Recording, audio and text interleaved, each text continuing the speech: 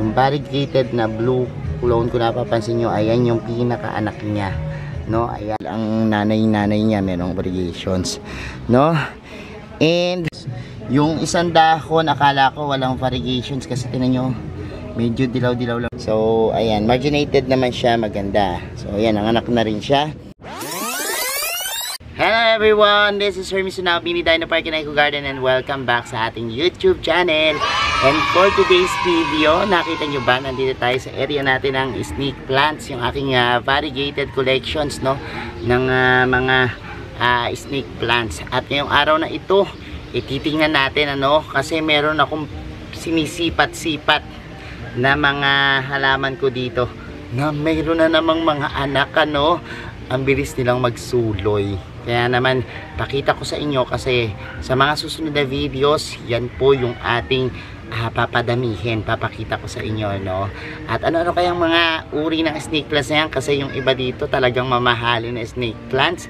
At malalaman nyo yan sa ating public. Kaya kung ready na kayo mga ka-MDP, tutok lang po.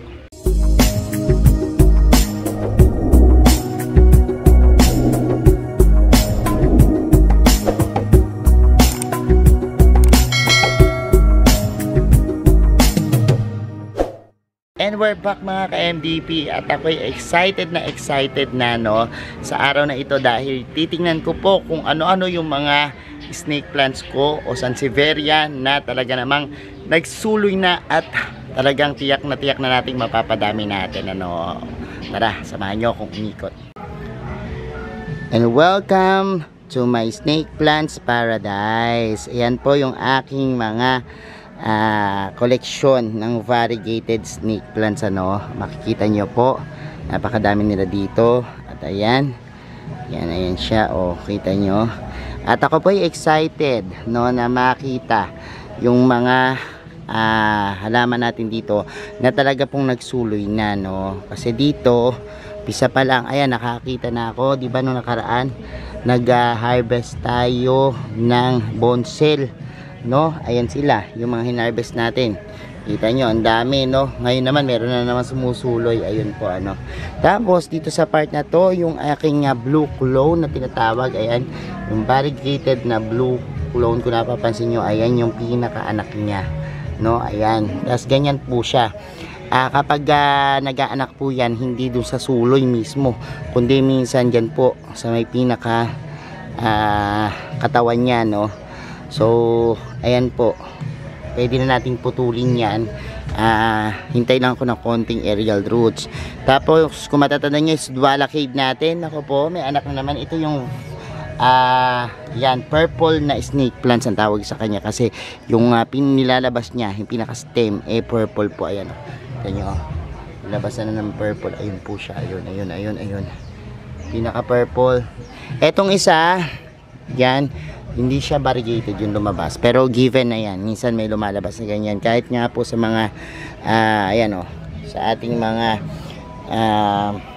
bonsel, no, hindi siya ganun kasigurado na may lalabas na variegations. Pero hintay-hintay lang kayo, kasi sabi ko nga sa inyo, meron ako dito yung katulad nitong bonsel ko, wala yung variations pero lumabas dahil ang nanay niya merong variations, no. And ayan pa, meron naman tayo dito, look. Ayan, kita nyo. Yun yung pinagkuhanan naman natin nitong ating snake plants na to. Yan, nagkaanak na naman siya. And ayun siya, look. Ganda ng variegations. Yung isang dahon, akala ko walang variegations kasi tinan nyo, medyo dilaw-dilaw lang ng konti. Pero pagdating doon sa isang dahon na nabuo, oh, di ba, may variegation. So natutuwa ako. Ang aking mga iba't ibang klaseng millionaire snake plants, talaga pong dumami na dyan, ano. At yan, kapag punong-puno na yan talaga, yung wala nang pupuntahan, bubungkalin ko na yung mga yan. Anyways, hayaan mo lang muna sila dyan, madami. Yung aking pink bat na tinatawag, ayan, napakarami na rin nila yung mga pink bat natin yan. Tapos dun sa isa na yon, meron na naman siyang sumuloy, ano. Pero hindi siya ganun ka-striking yung variegated niya, semi-variegated ang tawag sa mga ganun, ano. Anyways, dito naman ang aking marginated na Malawi Midnight, no, ay nagkaroon na po ng ganito. So meron siyang variegation sa gilid base sa tingin natin katulad sa nanay niya, pero ibang klase, parang nakulot, parang naging dragon yung na-produce nito. Dragon snake plants, dragonfly snake plants yung tawag minsan. So ayan, marginated naman siya, maganda. So ayan, nanganak na rin siya. And ano pa ba yung mga nanganak natin? Ako po, eto, Diyos ko, itong excite ako, no? Yung ating yan, bird's beak o yung ating bongkok, no, na sobrang mahal ng bili ko. Ito yung anak niya, ayan, oh, kita nyo parang ganyan. Tas meron siya dong bagong baby, ayun siya, oh, ayun. So ito. So namuna natin siya.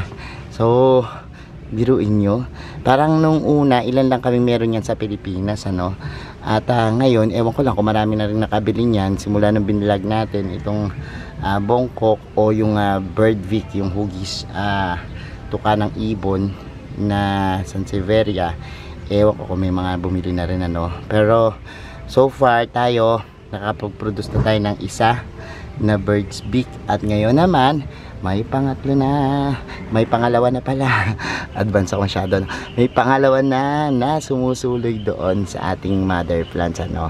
At yan, at eto, hindi ko pa sure kung i-out ko yung ating bird's beak, ano, pero I hope, no, na sa future makapag-out tayo nito para sa mga ibang collectors na gustong bumili niyan, ano, ng ating hugis tuka, ano. Ang gusto ko ma-achieve dito ngayon, makapag-produce ako nung parang bilog siya, yung hindi umaalsa yung pinakatuka niya, no, yung nakabilog lang siyang ganon. Anyway, sana magawa ko yan, ano. Pero this one is so kapal, this one is medium makapal din naman, kaya lang mas makapal itong na-produce natin, tsaka mas marami siyang ganyan design na kulay light green, ano. Pero natutuwa ako kasi ang mahal ng bili ko dyan talaga, no. At kapag nagpo-produce tayo niyan, kung merong collectors na interesado, yan, pwede nyo pong bilhin sa akin, ano, kung halimbawang ano. Pero ewan ko lang kung i-out ko, kasi konti pa lang naman. Anyways, ayan, meron tayo ditong golden flame na nanganak na. Ang daming nanganganak na golden flame sa akin, ano. Napansin ko na i-out pala yung ganito ko, yung dito nakalagay. Alam yung maganda ko ditong golden flame na ibenta lang po ng 500, may nakapag-out. Ako rin ata, hindi ko kasi alam na dito sa collection ko kinukuha, kasi meron ako doon pang-out. Pero kapag nandito kasi hindi ko ina-out, it so happen na hindi ko pinuntahan nung tinuturo sa akin, ano. Pero naibigay ko lang ng 500 pesos, pero ang pakadami na pong suloy nun, napakarami ng anak.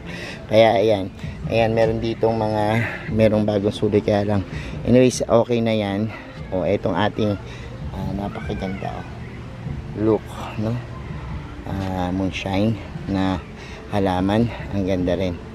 And yan lang, kakatibag yung ating mga ano dito, no. So iisip ko yung mga ordinaryo kong snake plants, kita nyo naman ito, yung mga nanggaling sa nabulok na dahon, tinanim ko pero green ang lumabas. So kung kayo laging nanonood ng video ko, alam nyo na po yung consequences kapag leaves lang na variegated yung tinanim nyo, di ba? Yan yung nangyayari. Ang tumutubo sa kanya, hindi niya kakulay, minsan hindi niya kaanak, ano. So nangyayari naman yan. Yan, napakaganda ng ating Andaman. And hanapin natin yung Andaman natin na ito. This one yung Andaman. Update doon sa Andaman natin na itinanim. Ano, may mga langgam na itim. Naku po. Yan, tag-ulan kasi ngayon lang kasi umaraw, kaya yung mga langgam naglalabasan, ano. Anyways, ayan yung mga nangyari. So tingnan pa natin, baka may makita pa tayo. Yung anak nitong ating isang snake plants na to namatay, ayun, no. Kasi kadalasan po ang nangyayari kapag sunod-sunod yung ulan, nagtutunaw sila. So may possibility po talaga na tunaw, pero maganda sila sa kanila yung tubig ulan, ano. Nagkakaroon siya ng talagang mabilis ang paglaki at pagsuloy ng mga anak kapag halimbawang rainwater talaga yung ginagamit, no? Or nagdirigan sila ng rainwater. Kaya lang ang cons talaga nun, minsan nagtutunaw po yung mga plants natin, ano. So anyways, ayan lang naman, pinakita ko sa inyo yung ating mga naggagandahang mga snake plants dito sa ating garden. At I think yung Gabriela ko doon tatanggalin ko. Ito tatanggalin ko. Itong banana na tumubo dito kasi namatay na yung mother plant niya, tatanggalin ko rin.